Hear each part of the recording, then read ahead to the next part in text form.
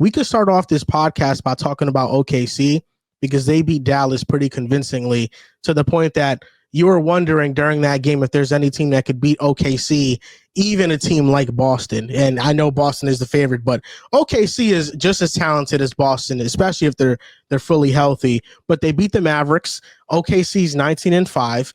Is there any team in the West that can beat OKC?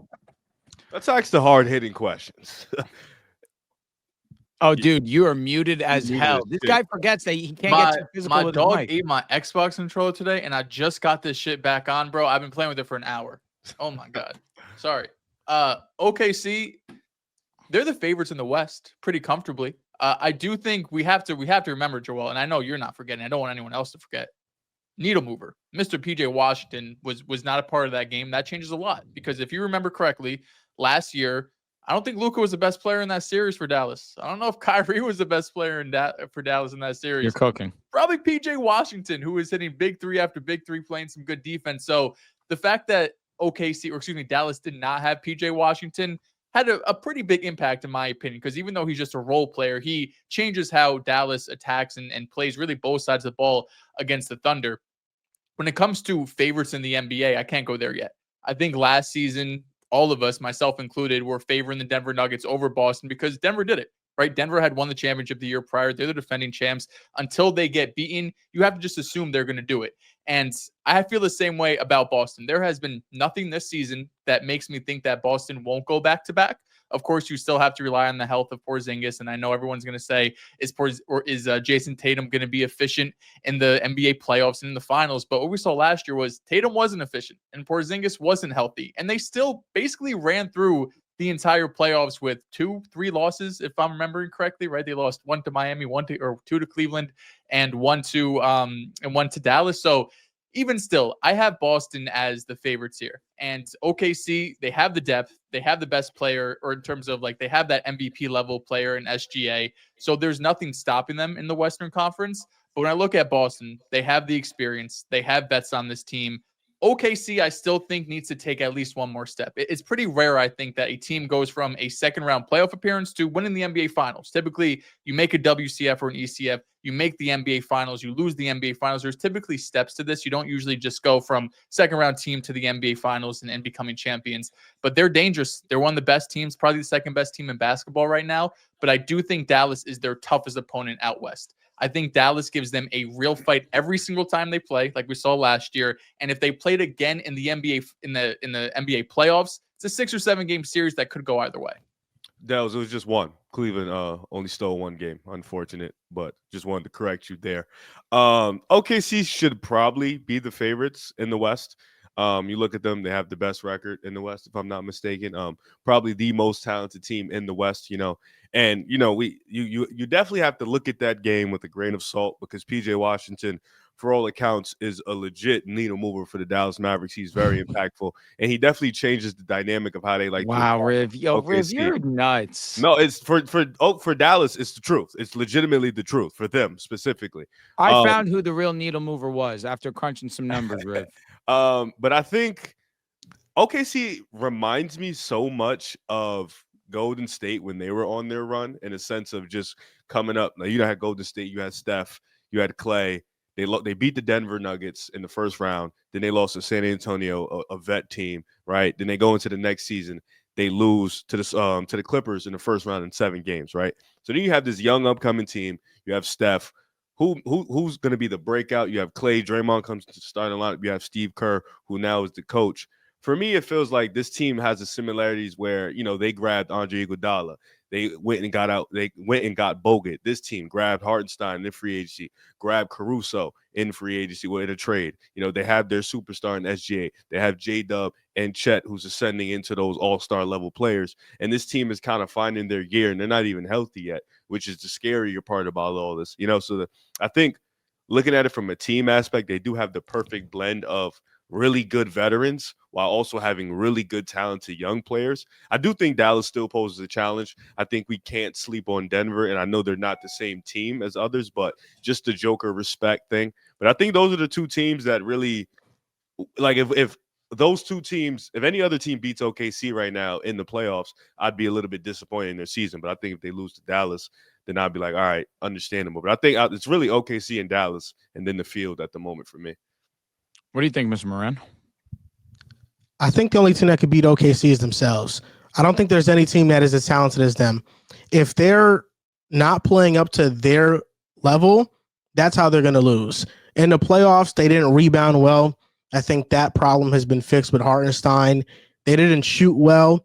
Isaiah Joe didn't shoot well. Chet didn't shoot well. Players that normally shoot well for them, Case and Wallace shot well in the regular season last year. In the playoffs, didn't shoot well. They didn't shoot well. So if this time around they all play up to their level that we know that they're capable of, I just don't see how anybody beats them. I think they're the most talented team. And SGA, what he's doing at the point guard, combo guard position, I feel like the last time I saw this was Kobe Bryant. Like, I think he's that special of a scorer, an efficient version of that. He gets to the basket the most of any player in the league. He's getting to the basket. He's driving there 21 times per night. He's shooting 50% from mid-range. He's taking more three-point shots. If that three-point volume ups and now he's a real threat from out there and actually hitting that at an efficient clip, we saw it against Dallas. Like, he got into this mode where he just took over the game and there's nothing you can do. I think SGA is that special. And before the season, I was hesitant to maybe put him in the conversation with Luka, but based off how SGA is playing from a resume standpoint, he's not there yet.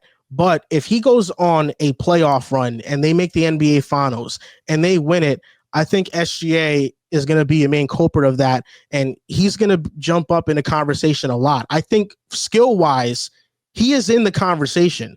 I think he's that special. And then OKC has Luka, all-star level players around him, like J-Dub. You have Chet.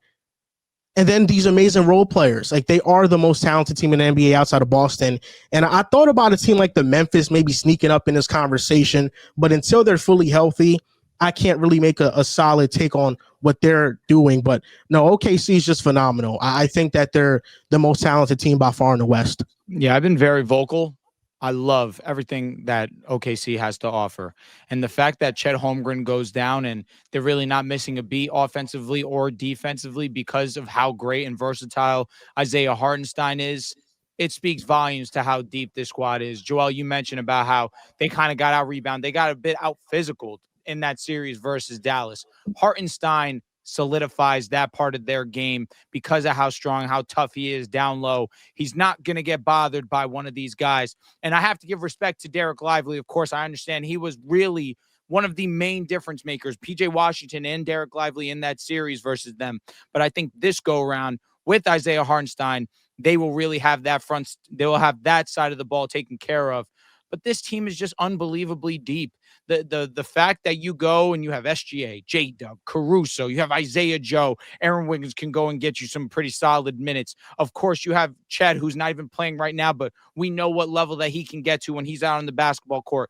Isaiah Hartenstein, this team is so versatile. There's just so many different Swiss Army knives as well. You have so many different guys that can handle the basketball too. There are so many great wing defenders too. Lou Dort did himself, where people are saying, oh, he's fouling Luka. Look at the tape. Whether that's fact or fiction, you understand that Lou Dort has been one of the better defenders against one of the best offensive players this game's ever seen in Luka Doncic, and he knows how to get physical with Luka. Then you have Caruso, who may not be having his best offensive season, but you understand what he provides on you on the defensive side of the ball, I should say. And then as a playmaker, his ability to put the ball on the court, we know that he has that in his arsenal too, but there's so many talented guys on this roster that there's so many different avenues that they can beat you. Now, of course, you don't have PJ Washington in this matchup. He was huge for them in the last time they matched up, but the last time they matched up, they didn't have Isaiah Hartenstein. You saw the difference that he made in this game. And of course, when SGA gets into these modes, we saw it in that series last year. SGA, in my opinion, was the best player in the series by a decent margin too.